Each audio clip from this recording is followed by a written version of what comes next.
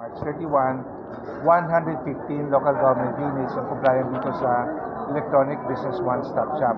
Meron pa tayong 77 within the year, no? At hopefully 200 LGUs to complete, no? 200 LGUs as of before the end of the year.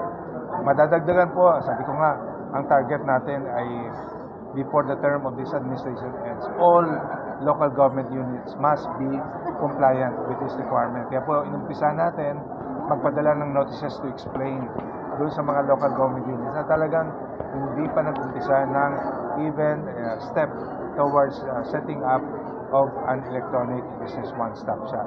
Yung mga pinadala natin ng notices to explain, marami po dito, kaya nag-award. Natutuwa nga yung aming mga regional chiefs dahil doon sa notices to explain, humabol sila na maging compliant doon sa electronic business one-stop shop.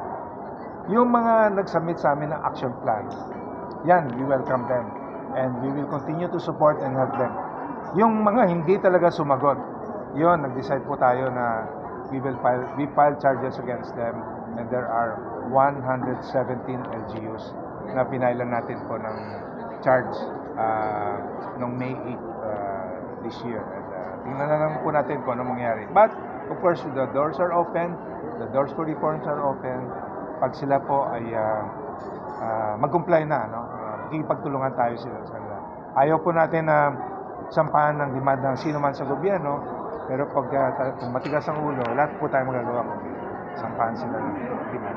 Sir, last for me po. Ano po yung nakikita ang challenges ng mga hindi makapag-comply? Meron po ba silang nasabi or walang response? Ang karamihan na sinasabi nila, yung mahina yung internet connection, walang resources. Pero kanina doon, isa sa mga unang-unang municipality na nandiyan yung mayor kanina, mayor ng San Roque in Northern Samar. It's a fourth class municipality in Northern Samar. Mahina yung internet connection, walang resources. A fourth class municipality like San Roque in Northern Samar. A sixth class municipality in Ginsiliban, in Camiguin, nakapag-comply. So walang dahilan na sino mang local government unit na hindi makakapag-comply dito. Unang-una, dahil mahigpit po ang batas, no? Ease of doing business law, dapat lahat ng local government units ay magkaroon ng electronic business one-stop shop. Sa pagkikipagtulungan natin sa DILG, DICT, DTI, and the Office of the President, we will implement the law so that all local government units must be compliant, all of them, before the term of this administration ends in 2020. Salamat. Thank you, sir. Salamat, ha? Thank you po.